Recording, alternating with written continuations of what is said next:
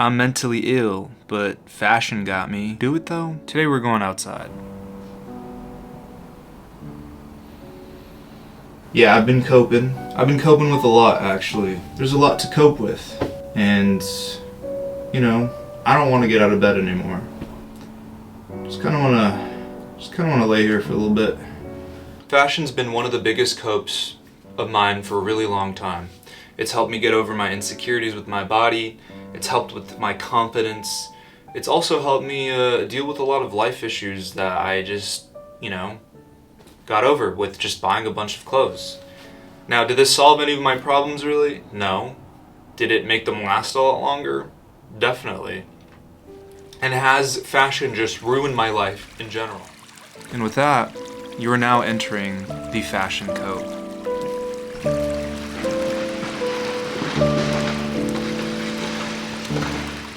Now, the fashion cope is very predictable in the scene of individuals who claim to be fitted. We're all copers, whether you're a drinker, a smoker, or a fashion enjoyer. And coping comes from the avoidance of real-life responsibilities, or stressful ones at that. Here are some funny examples that I've seen throughout fashion copers. Since someone's personality sucks, they'll usually just cope by buying countless amounts of clothing, or better yet, they make it their personality. I fall into this category, but someone who hates their body, so they'll cover up the parts of their body that they dislike, whether that's arms, legs, or their whole body. And they use it as armor as if it's protecting their ego. And my favorite fashion cope of all is, I'm really sad and or depressed, so I'll fill the void up with clothing. Now the fashion cope clearly comes in all forms of escapism. Because you're watching this video, maybe avoiding homework, your relationship problems, or maybe because you have no friends.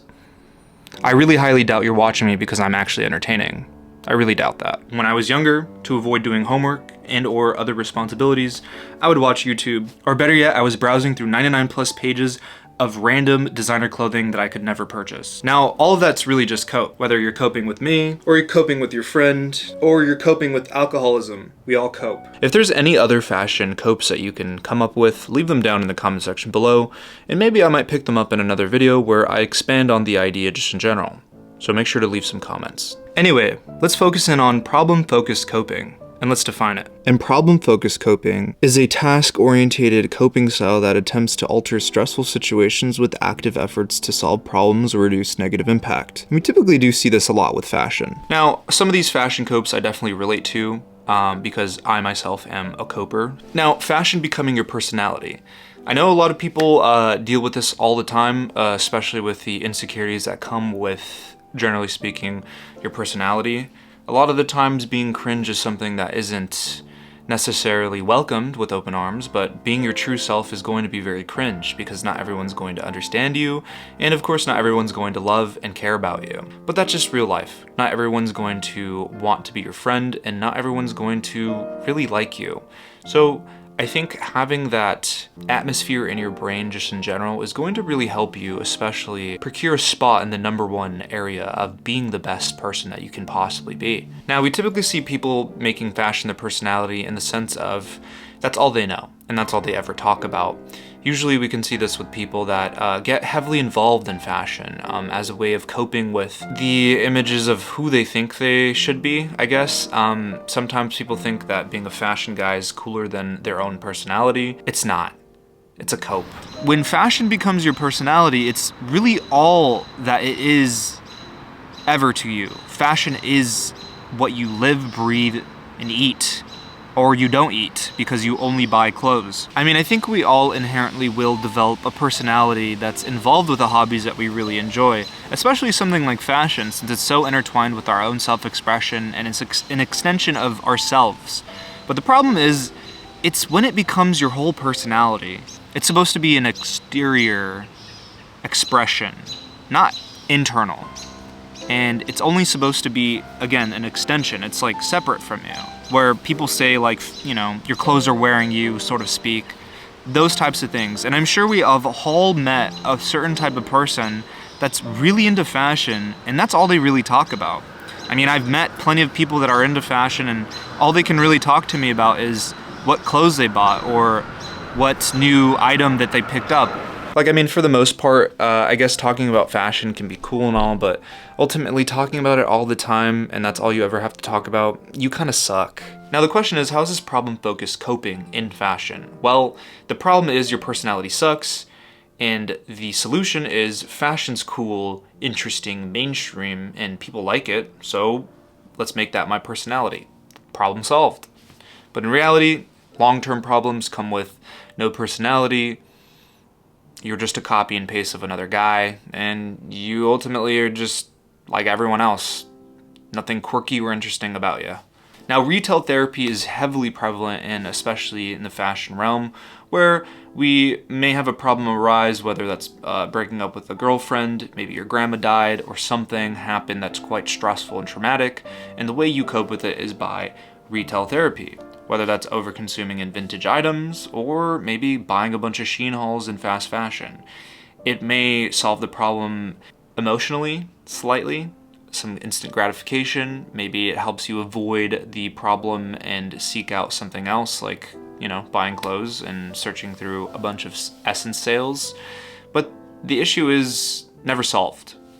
The problem is going to still be there, and you're still going to, see it. I myself, when I was especially getting involved into fashion, there were a lot of stressors, like college and going to school, grades and stuff like that. Even maybe my job and stuff that I would always have a job, and it was really stressful. And the best thing that I could work towards was spending all my money on something, because it provided a little bit of a dopamine rush. It made me feel a little bit better. I could feel some serotonin running through my veins, and it would ultimately help me just avoid those issues. It did feel like I was solving a problem, which was my wardrobe, because that's what the problem that I gave myself was, to excuse the behavior of just buying a bunch of clothes. But in reality, I was just damaging my wardrobe, my style, and ultimately my wallet, because I was just constantly broke, spending all my money on food and clothes. But I would resell those clothes and I would make my money back, and what yada yada, but nah, that's a cope too. Now, another problem-focused coping mechanism that a lot of people involve themselves in is when they watch fashion content and they're telling you need to get into this new trend or this new old money aesthetic, stealth wealth, whatever aesthetic that it is, and you see that as a problem because your wardrobe isn't sophisticated enough, or it's not interesting enough, so you try and solve the problem with getting into a new trend or mixing it up, making it more interesting, something like that, and you involve yourself in these very harmless trends that you think they are, and then you fill up your wardrobe with a bunch of useless objects and pieces that are ultimately going to just damage the current curation that you've developed, and it's gonna be balls. Now, as someone who is a self-proclaimed fashion elitist, when I first got into fashion, did I ever fall into these trends or these cycles? I didn't really, because TikTok and Instagram wasn't something that I was really involved in, especially with Reels, and TikTok was coming up, so I wasn't really influenced by much, generally speaking, and I didn't really read too much Vogue or any of this other magazine stuff. I'm not a big reader. I don't be reading books. So all I really got my inspiration from was fashion magazines, and maybe inspiration from, I guess, people wearing clothing. And that was the most interesting thing that I possibly could garner from anything. And honestly, most trends that were popping off at the time didn't really have any appeal to me. I definitely can see how there's a huge push for it, especially now with social media on the rise, and the constant amount of regurgitated information about this is the newest, coolest thing to get into, and it's all formatted very beautifully, I will say. It captures your attention, makes you feel in need of this thing that will solve the problem of your clothing. People will use specific wording where it's this will improve your style, or these are trends you need to get into, or these are summer essentials you need to buy, and it's always in your face. And I could totally see how this would make someone, especially that's getting into fashion or is in mid-tier of fashion where they still haven't figured out their curated style yet, might feel the need to want to get into that. And I mean, our brains are hardwired in a way where if you give yourself a problem, you will try and solve it by doing what you feel will make whatever that issue solved. And usually that problem will be your curation of your wardrobe, or your wardrobe's too boring, it's too dull, and getting this shirt, getting this hoodie, whatever it is, will make you look cooler, more interesting, and it'll upgrade your wardrobe. And I mean, it's a cope. Now, another fashion cope is to cover up your insecurities. And what do I mean by that? And now, I know a lot of us have a lot of insecurities with our bodies and stuff like that, so I'm going to tread very lightly here. But as someone who has suffered with like body dysmorphia and always feeling either too big or too small, that's another conversation to have at another point in time, but I used fashion to solve that. I dress to cover my body up because I'm really insecure with it. And I wear a lot of baggy clothes, a lot of like very flowy silhouettes where you can't really tell what my body type is. And that's kind of like a cope that I developed, especially when I got into fashion. It was a form of hiding, a form of covering, if that makes sense, where you can't really tell what's really underneath what I'm wearing.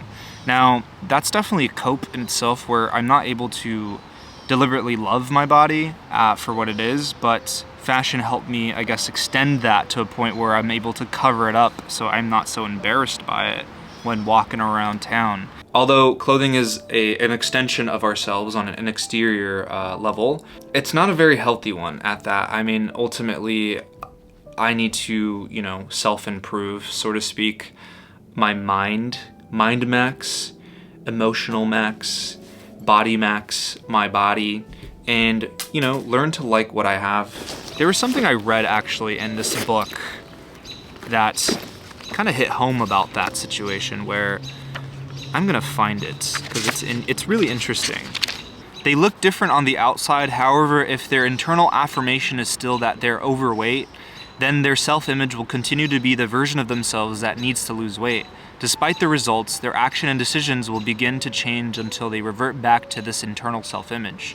But ultimately, if it's programmed in your mind that you're still ugly, you're still going to feel like that, regardless if you get six-pack abs, chiseled, and whatever. You're still gonna have that self-image in your mind, and you have to change that self-image that you have in your brain before you can actually really change how you feel. Because feelings always are going to dictate how you see and perceive your body.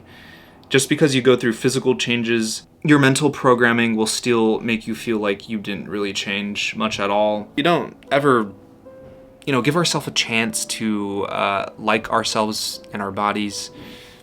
Nothing will ever get solved. I mean, it's always going to be programmed in your brain to always hate it, and it's just not great. It's not good for your mental scape. I think a lot of people get into fashion just in general to solve the problem with their confidence, usually, and it makes sense.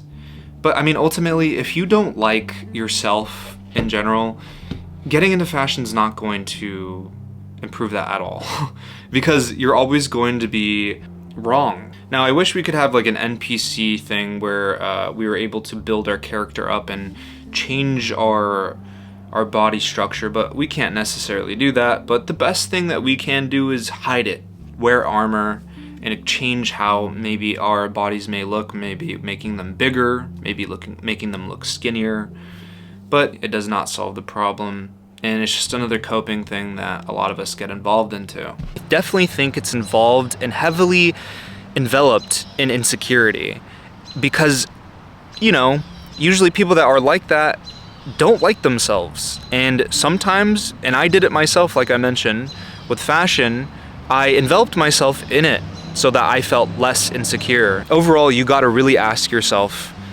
what are you coping with? How are you coping with it? And what can you do to stop it? If you never ask yourself these questions or you never reflect, you will continue to develop into this fashion cope, this cycle, and you'll never change. It's damaging. Take it from me, the guy that copes all the time. It's not great.